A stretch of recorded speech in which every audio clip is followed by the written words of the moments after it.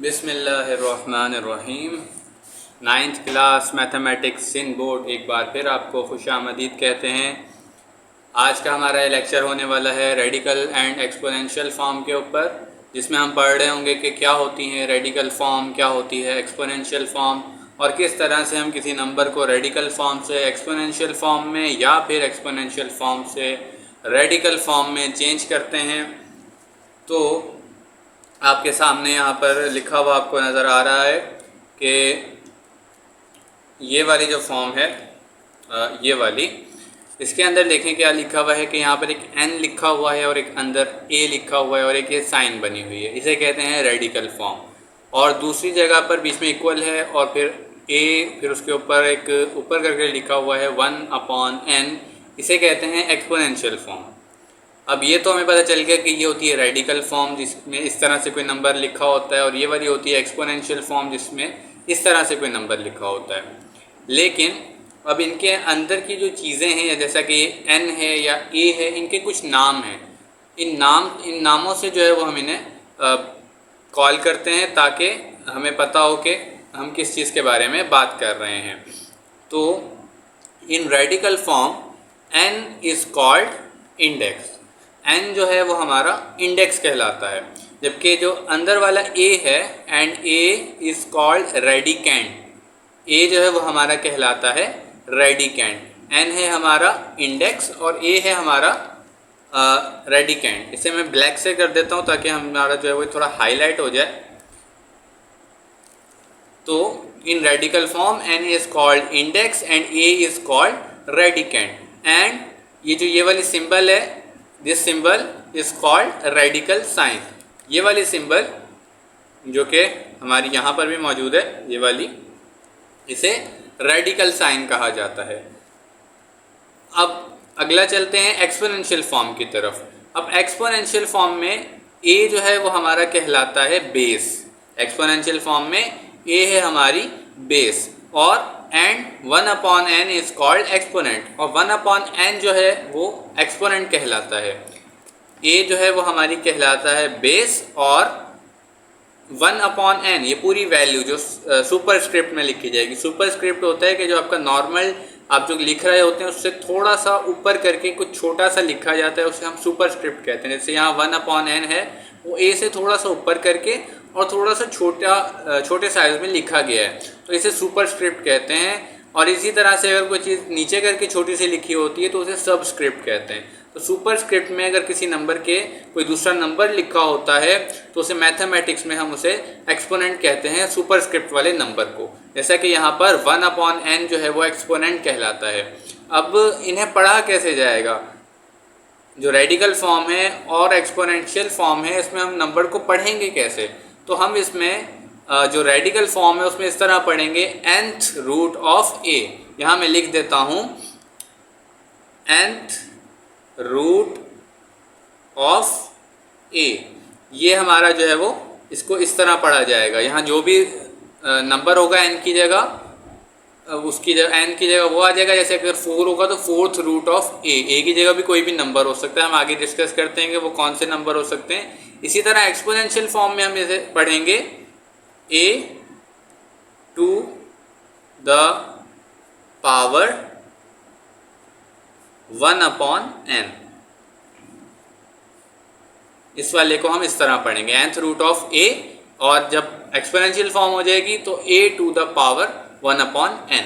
कोई भी नंबर हो सकता है 1/n की जगह, a की जगह, n और अकेले n की जगह 1/n की जगह, मतलब कि n की जगह कोई नंबर होगा। 1 तो कांस्टेंट होता है, 1 तो 1 ही रहेगा। अब नीचे आते हैं कि हमारे पास n और a की वैल्यूज़ क्या क्या हो सकती हैं, पॉसिबल वैल्यूज़ क्या क्या हो सकती हैं। तो ये वाली साइन होती है, इसे कहा जाता है फॉर ऑल। अभी के लिए इसे आप लोग स्किप भी कर सकते हैं क्योंकि बहुत ज़्यादा ज़रूरी नहीं है इस वक्त आपके लिए समझना इस चीज़ को, फॉर ऑल की साइन को।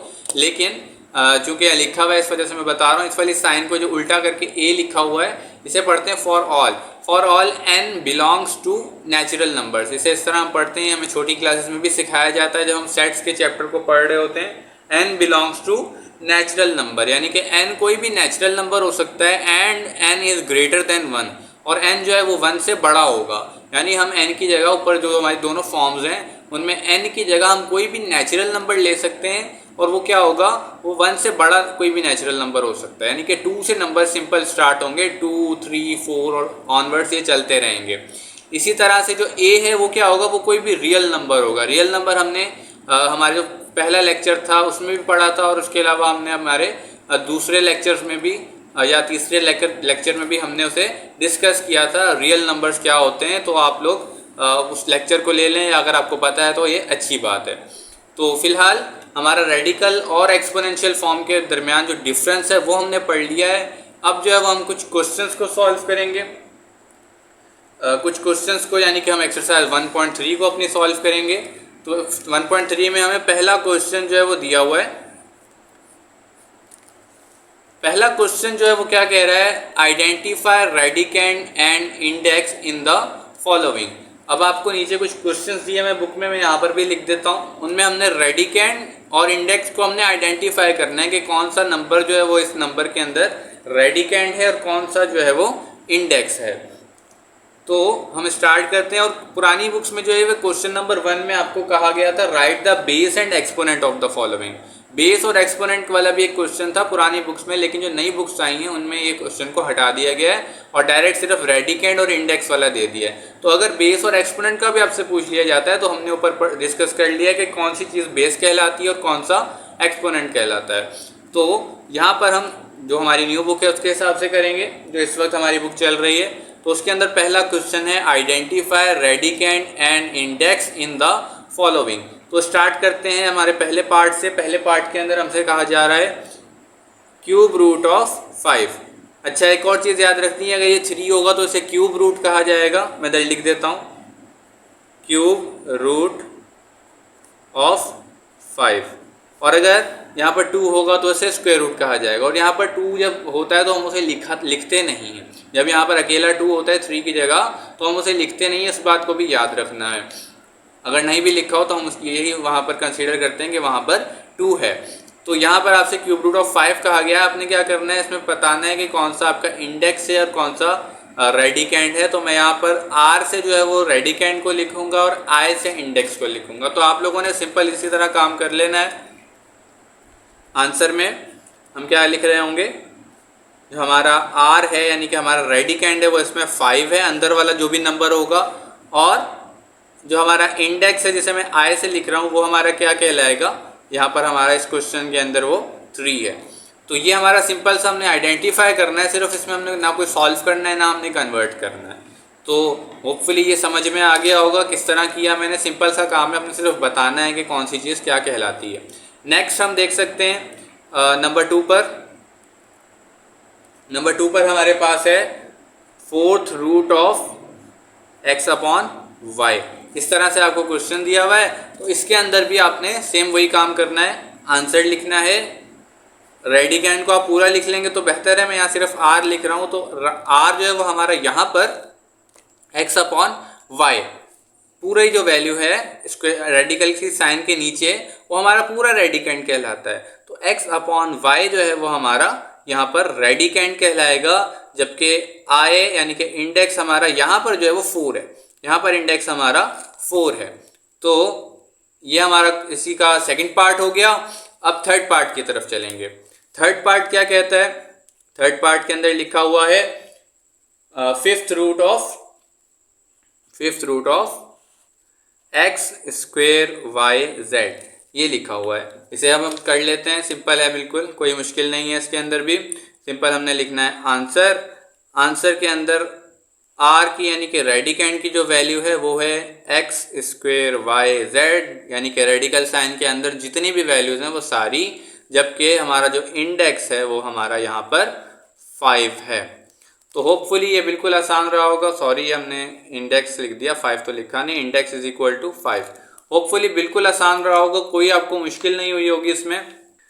तो यहाँ पर एक और चीज़ आप लोगों को याद रखनी है कि यहाँ पर जो 5 लिखा हुआ है या 4 लिखा हुआ है या ये 3 लिखा हुआ है, इसको लिखने के 2 तरीके होते हैं और दोनों तरीकों का मतलब भी अलग अलग होता है। जैसे कि अगर यहाँ लिख दूँ मैं 3 क्यूब रूट ऑफ 5 लिखा हुआ है, इसको मैं अगर इस तरह लिख दूँ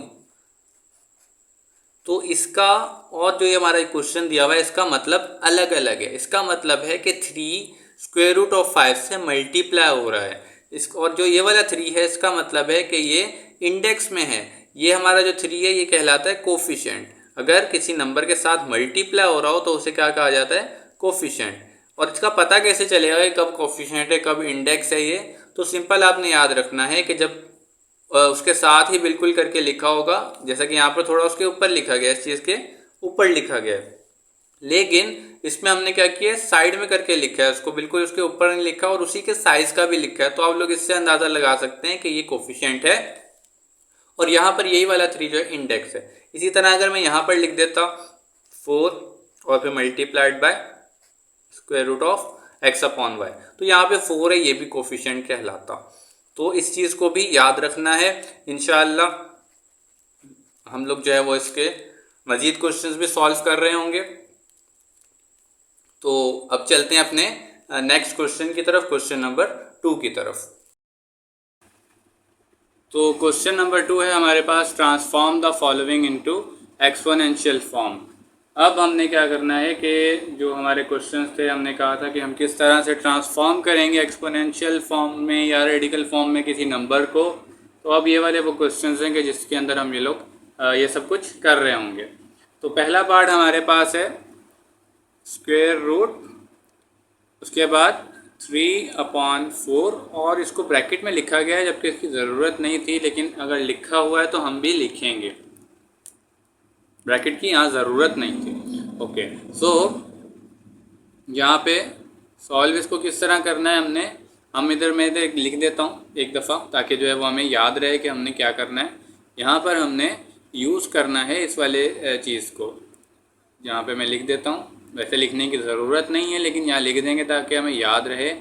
nth root of a is equal to a power 1/n, ये आपने याद रखना है, एक फार्मूला कह लें इसको। तो अब देखें यहाँ पर n की जगह यहाँ कुछ भी नहीं है, तो मैंने आपको बताया था कि जब यहाँ कुछ नहीं होगा तो यहाँ 2 कंसीडर करेंगे, जब यहाँ कुछ नहीं होगा तो यहाँ 2 होगा। तो अब इसका मतलब क्या है कि 3/4 की होल पावर आएगी 1/2। n जो है वो यहाँ वाला नंबर जो था उसका हमने रेसिप्रोकल जो है वो उसकी पावर में ले जाएंगे। सिंपल याद रखना है कि यहाँ पर जो भी इंडेक्स होगा जब हम एक्सपोनेंशियल फॉर्म में चेंज करेंगे तो इंडेक्स का रेसिप्रोकल जो है वो जो हमारा एक्सपोनेंशियल फॉर्म है उसमें एक्सपोनेंट बन जाएगा। जैसे n है तो n का रेसिप्रोकल होता है 1/n। इसी तरह यहाँ 2 है तो 2 का रेसिप्रोकल 1/2 होगा। मैं 2 लिख देता हूँ, बस लिखना नहीं है, सिर्फ याद रखने के लिए कि यहाँ पर 2 होता है, इस वजह से मैंने लिखा है। 2 यहाँ पर हम लिखने की ज़रूरत नहीं है। तो यहाँ पर हम क्या करेंगे, तो सिंपल इक्वल लगा देते हैं। इक्वल के बाद 3/4, ए की जगह हमारा क्या आ गया 3/4 और बाकी जो वहाँ 2 था तो 1/2 हमारा यहाँ पर आ जाएगा।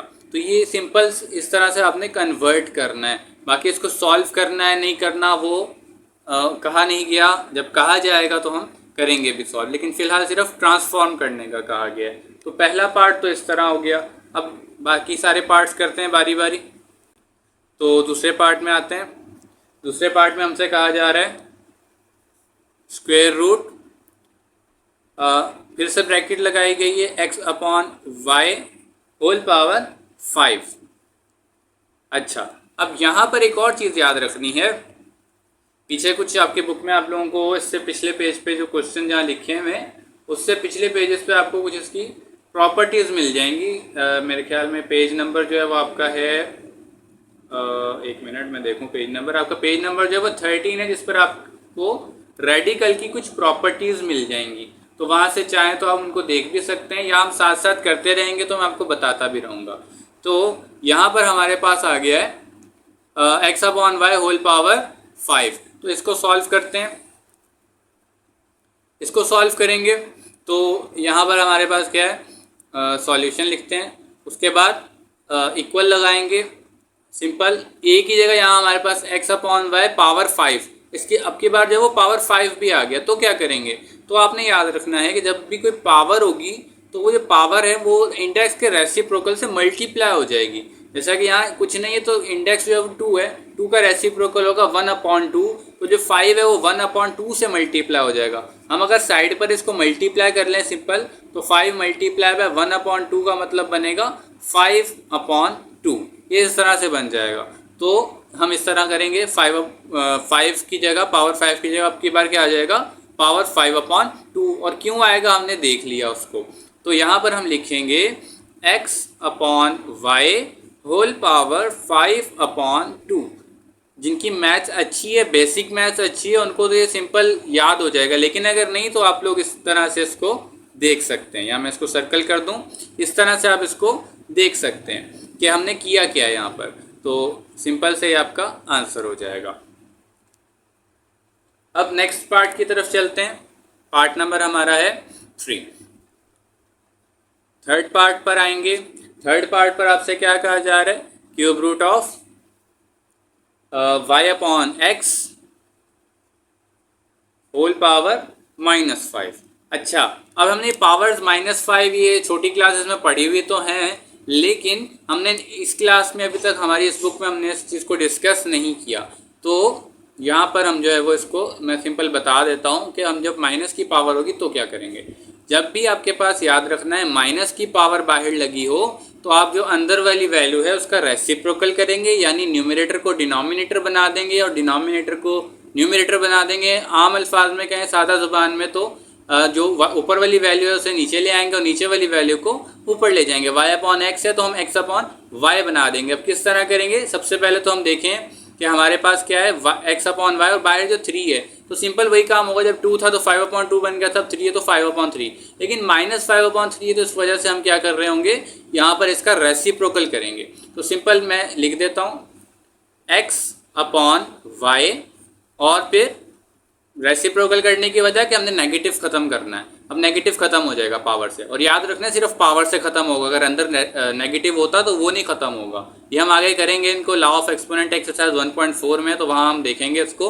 फिलहाल आप लोगों ने से सिंपल याद रखना है कि जब भी नेगेटिव पावर होगी तो हम अंदर रेसिप्रोकल करके उस पावर की साइन को चेंज कर सकते हैं। ठीक हो गया। तो यहाँ पर आ जाएगा 5 और अपॉन 3 कैसे आया, जैसे वहाँ अपॉन 2 आया था ऊपर वाले क्वेश्चन में, यहाँ जो है आपकी बार अपॉन 3 आ गया। तो ये सिंपल सा आपका काम था, ये आपका आंसर हो गया। पार्ट थर्ड भी हो गया हमारे पास। अब नेक्स्ट चलते हैं पार्ट फोर्थ की तरफ। बाकी जो इनके नोट्स हैं वो मैं जब चैप्टर कंप्लीट हो जाता है तो उसके बाद जो है वो मैं वेबसाइट पर लगाता हूँ अपनी, तो आप लोग वहाँ, आपको लिंक मिल जाएगा डिस्क्रिप्शन में। अगर आप चैप्टर कंप्लीट होने के बाद देख रहे हैं वीडियो तो आपको अभी मिल जाएगा, नहीं तो जब चैप्टर कंप्लीट होगा तब इसके नोट्स आपको बिल्कुल क्लियर फॉर्म में मिल जाएंगे। PDF में भी मिल जाएंगे। आप देखना चाहें ऑनलाइन तो ऑनलाइन भी देख सकते हैं, डाउनलोड करना चाहें तो डाउनलोड भी कर सकते हैं, लेकिन जब चैप्टर कंप्लीट हो जाएगा उसके बाद। तो नंबर 4 जो हमारा पार्ट है उसमें क्या लिखा हुआ है, क्यूब रूट ऑफ, ये 3 थोड़ा सही नहीं बना, 3 है, cube root of y/z whole power 7। थोड़ा सा ये ज़्यादा मोटा लिखा गया शायद, इस वजह से सही बना नहीं, लेकिन आप लोग इसे समझ जाएं, आपकी बुक में भी लिखा हुआ है। ये 3 है और वो बाहर 7 है, बाकी y/z तो समझ आ रहा होगा। तो सॉल्व करते हैं इसको। सिंपल क्या करना है, अभी हमें पता चल गया हमने क्या करना है। सबसे पहले जो हमारी अंदर वाली वैल्यू है उसको एज इट इज़, और जो बाहर वाले का रेसिप्रोकल अंदर वाले से पावर से मल्टीप्लाई, तो क्या हो जाएगा ये 7/3। जब किस तरह हो रहा है एक बार बता दिया मैंने ऊपर, अब बार बार उसको बताने की ज़रूरत नहीं है। अगर आपको नहीं समझ आया तो आप दोबारा से पीछे वीडियो करके देख सकते हैं। सिंपल मल्टीप्लिकेशन हो रही है जो हमारे फ्रैक्शंस के अंदर होती है।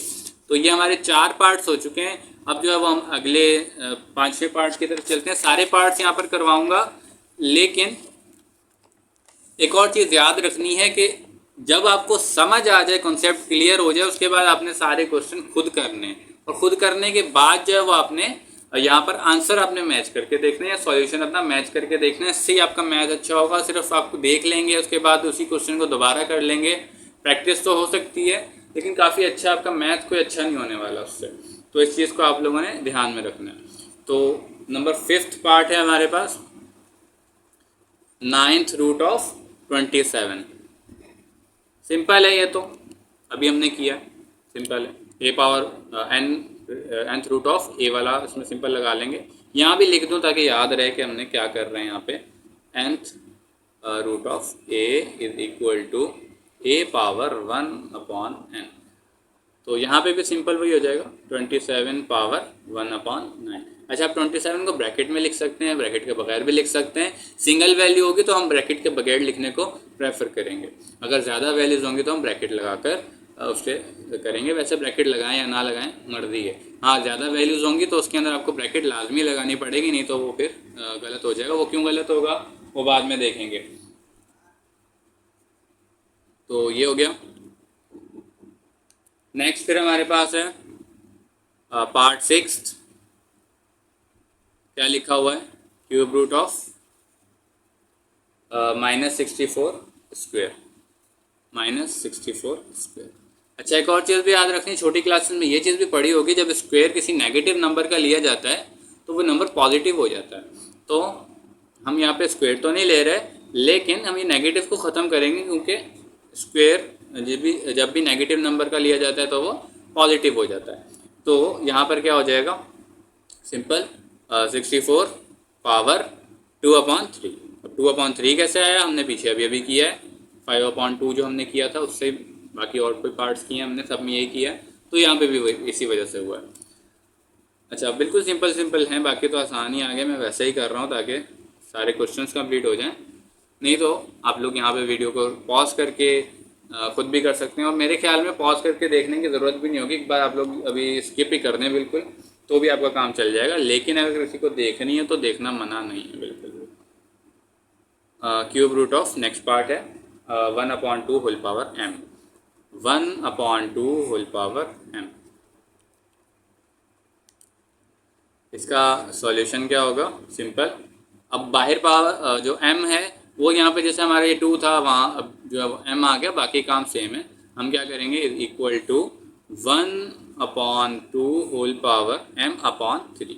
m कोई भी नंबर हो सकता है, कोई भी रियल नंबर हो सकता है, कोई इमेजिनरी नंबर भी हो सकता है, लाजमी नहीं है रियल ही नंबर हो। तो लेकिन हम रियल नंबर्स फिलहाल पढ़ रहे हैं, तो यहाँ पे आप कंसीडर कर लेंगे m कोई रियल नंबर है। अच्छा, नेक्स्ट फिर 7th के बाद 8th है, तो 8th को भी देख लेते हैं। 8th में आपसे क्या कहा जा रहा है? 5th रूट ऑफ x/y का होल क्यूब। ये हो गया आपके पास 8th क्वेश्चन। इसको हम सॉल्व करते हैं। क्या करना है? सिंपल 3/5 आ जाएगा पावर में, x/y होल पावर 3/5, ये आंसर हो जाएगा। और ये चीज़ याद रखनी है कि ये क्वेश्चन इस तरह के आपके एग्जाम्स में MCQs में आ सकते हैं ज़्यादा से ज़्यादा। उसके अलावा आपके वैसे शॉर्ट क्वेश्चन में नहीं आएंगे। शॉर्ट क्वेश्चन में कुछ इनको सॉल्व भी करना होगा जो क्वेश्चन आएंगे। तो काफ़ी दफ़ा इस तरह होता है कि हम कहते हैं कि भाई ये क्वेश्चन आने हैं आपके एग्ज़ाम में, तो इसकी तैयारी क्यों करनी है? तो इस चीज़ को याद रखना है कि इन कॉन्सेप्ट्स की बेस पे जो आपके अगले क्वेश्चन होने वाले हैं। तो अगर ये कॉन्सेप्ट क्लियर होंगे, ये प्रैक्टिस होगी आपकी, तो अगले क्वेश्चन आप आराम से कर पाएंगे। तो किसी भी चीज़ को स्किप नहीं करेंगे, हम किसी भी चीज़ को स्किप नहीं करेंगे। हाँ, कुछ टाइम के लिए उसको डिटेल में नहीं जाएँ तो ठीक है, लेकिन स्किप नहीं करना। बाद में उसकी डिटेल में भी चले जाएंगे। जैसे मैं यहाँ पे डिटेल में प्रॉपर्टीज़ नहीं समझा रहा, सिर्फ आपको बता रहा हूँ कि करते क्या हैं, अब क्यों करते हैं, कैसे करते हैं, उसका प्रूफ क्या है। तो वो आपकी बुक में लिखा हुआ भी है। प्रूफ तो नहीं लिखा, क्यों करते हैं कैसे करते हैं वो लिखा है।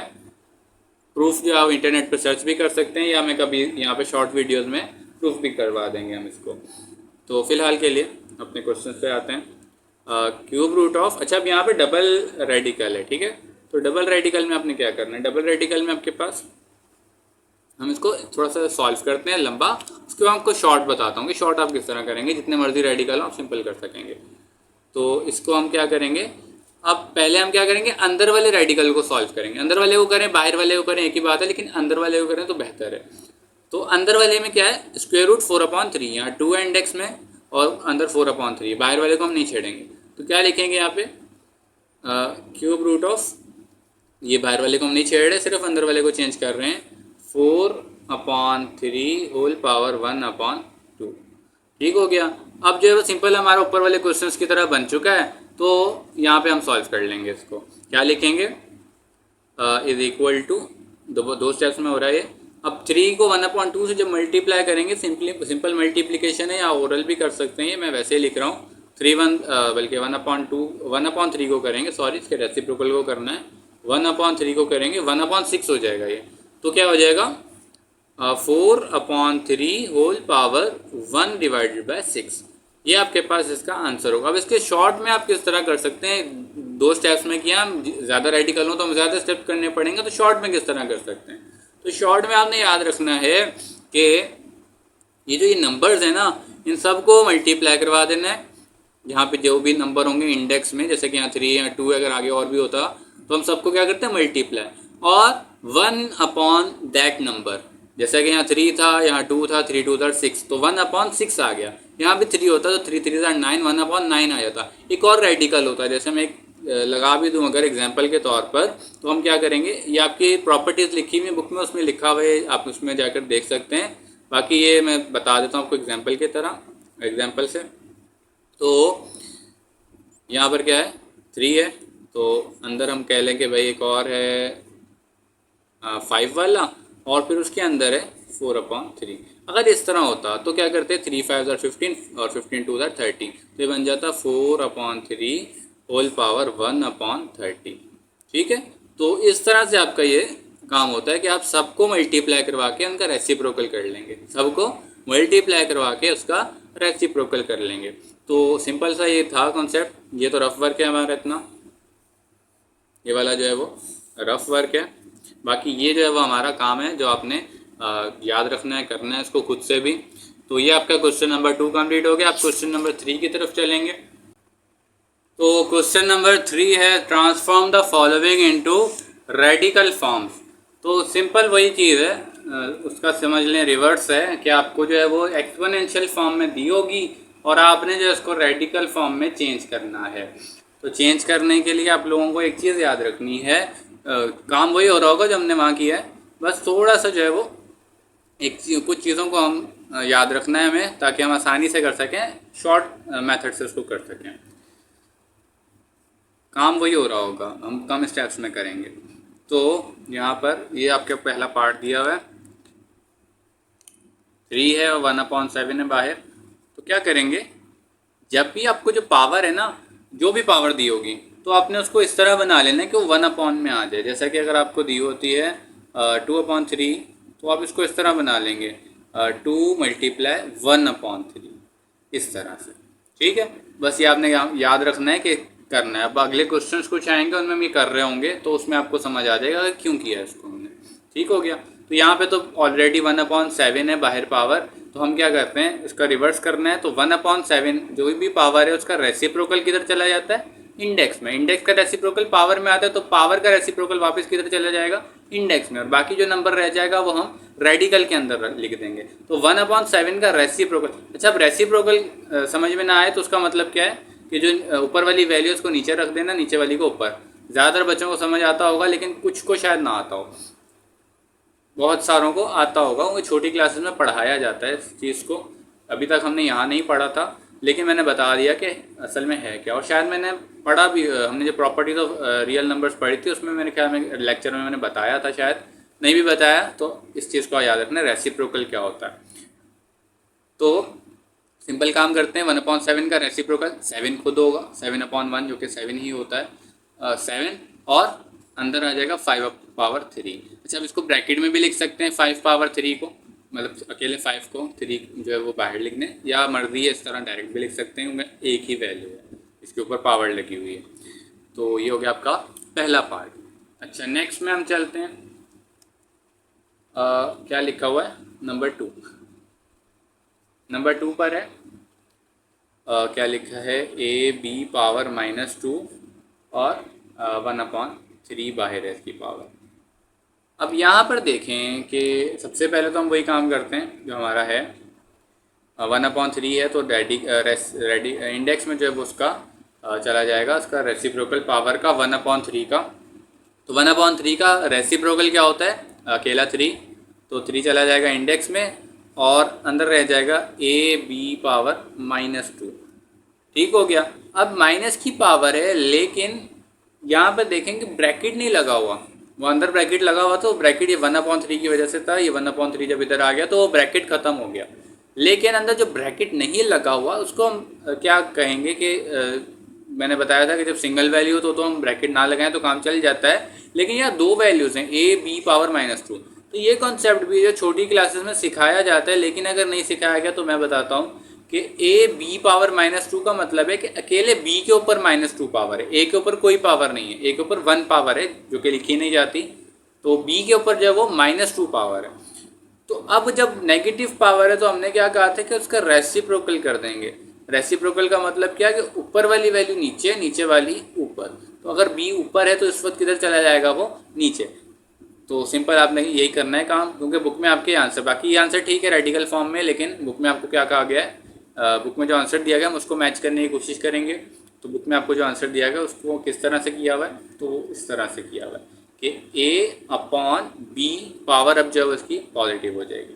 ठीक हो गया, यानी कि न्यूमरेटर से डिनोमिनेटर में आते हुए उसकी पावर में क्या हो जाएगी, साइन की चेंजिंग हो जाएगी, बाकी सेम रहेगा सब कुछ। ए के साइन क्यों नहीं, ए की पावर की साइन चेंज नहीं हुई क्योंकि ए के ऊपर पहले पॉजिटिव 1 पावर थी। तो ये हो गया हमारे पास इसका पार्ट नंबर 2। अच्छा, पार्ट 3 में क्या कहा जा रहा है? पार्ट 3 में सिंपल, अब वो चीज़ आगे जो मैंने आपको बताई थी, जो ऊपर बताई थी मैंने आपको, तो पार्ट 3 में क्या कहा जा रहा है?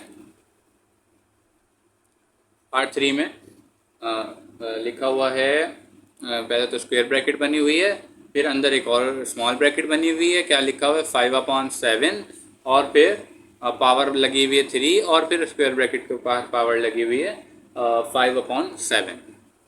ये आपका दूसरा इसका पार्ट, तीसरा पार्ट है, सॉरी तीसरा इसका पार्ट है। तो इसमें क्या करेंगे, इसमें भी आपने वही करना है, लेकिन 5/7 है, हमने सीखा था कि 1 समथिंग होना चाहिए। तो 5/7 को हम लिख सकते हैं 5 मल्टीप्लाई बाय 1/7। ठीक हो गया, जैसे हमने 2/3 को 2 मल्टीप्लाई 1/3 किया था ऊपर, इसी तरह 5 को हम 5/7 को कर सकते हैं 5 मल्टीप्लाई 1/7। ठीक हो गया, तो इस तरह हम कर सकते हैं। जो 5 हो जाएगा वो हम अंदर वाले जो 3s से मल्टीप्लाई करवाएंगे। ये लॉ ऑफ एक्सपोनेंट्स हैं जो कि एक्सरसाइज 1.4 में आएंगे, लेकिन फिलहाल याद रखें और छोटी क्लास में भी सिखाए जाते हैं, तो इसमें घबराने की बात तो नहीं होनी चाहिए अगर किसी ने बेसिक मैथ अच्छा पढ़ा हुआ है। तो यहाँ पे हम क्या करेंगे, सबसे पहले तो इसको हम थोड़ा सा कर लेते हैं सेट, बाकी हम डायरेक्ट भी कर सकते हैं, स्टेप्स को छोड़ भी सकते हैं। तो क्या आएगा 5/7, जो 3 है वो मल्टीप्लाई हो जाएगा 5 से, 3 को 5 से मल्टीप्लाई कर देंगे, पावर हो जाएगी 15, और जो बाहर वाली पावर है जो कि स्क्वायर ब्रैकेट लगा देते हैं हम, वैसे हम स्मॉल ब्रैकेट भी यूज़ कर सकते हैं, उसका कोई मसला नहीं होता, लेकिन अपनी याद रखने के लिए कि हमने एक से ज़्यादा ब्रैकेट यूज़ की हुई है तो हम ब्रैकेट को चेंज कर देते हैं। तो क्या हो जाएगा 1/7। अब ये हमारा 1 समथिंग बन चुका है। ठीक है, अगर ये चीज़ नहीं समझ आए तो सिंपल याद रखें, ये जो मैंने किया यहाँ पे इसको याद रखें। तो 5 था, ये किधर चला गया, अंदर वाले 3 से मल्टीप्लाई हो गया, 1/7 बाहर रह गया। अब वही काम है, बाहर पावर लगी हुई है जो भी, उसका हम क्या कर लेंगे रेसिप्रोकल, उसको इंडेक्स में भेज देंगे, और अंदर वाली चीज़ को हम रेडिकल के अंदर लिख देंगे, यानी अंदर वाली जो भी चीज़ होगा हमारा रेडिकेंड बन जाएगा। तो यहाँ लिख देते हैं हम 7th root of 5/7 whole power 15। तो ये हो जाएगा आपका आंसर। होपफुली समझ आ गया होगा, ये कोई बहुत ज़्यादा मुश्किल चीज़ नहीं थी, बिल्कुल आसान चीज़ थी, तो समझ में आना चाहिए, समझ आ भी गया होगा। तो हम जिसका 4th पार्ट करते हैं।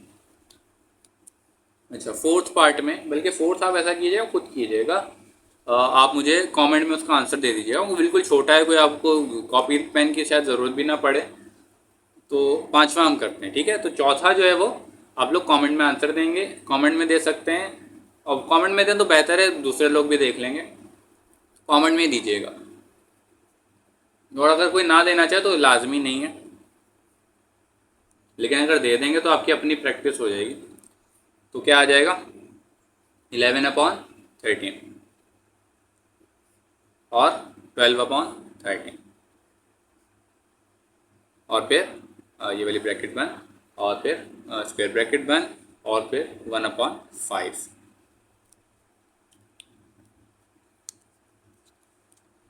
तो ये हो जाएगा हमारे पास।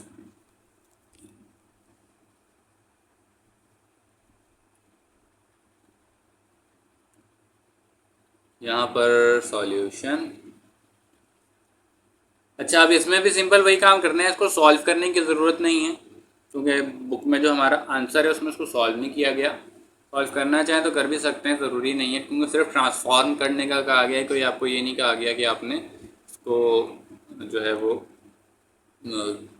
सॉल्व करना है, बल्कि आपने सिर्फ इसको ट्रांसफॉर्म करना है।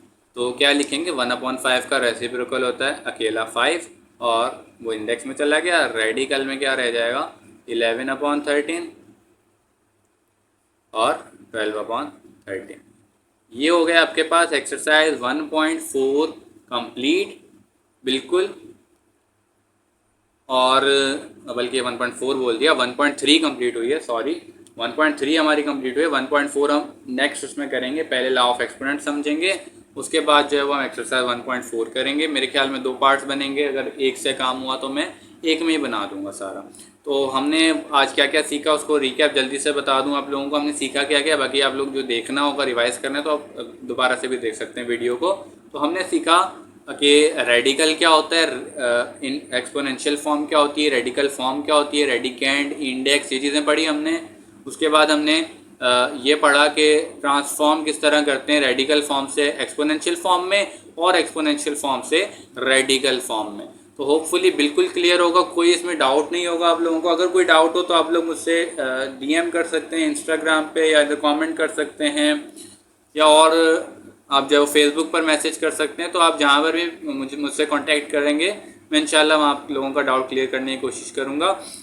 अब तक के लिए इतना ही, अपना ख्याल रखिएगा। फ़ी अमान।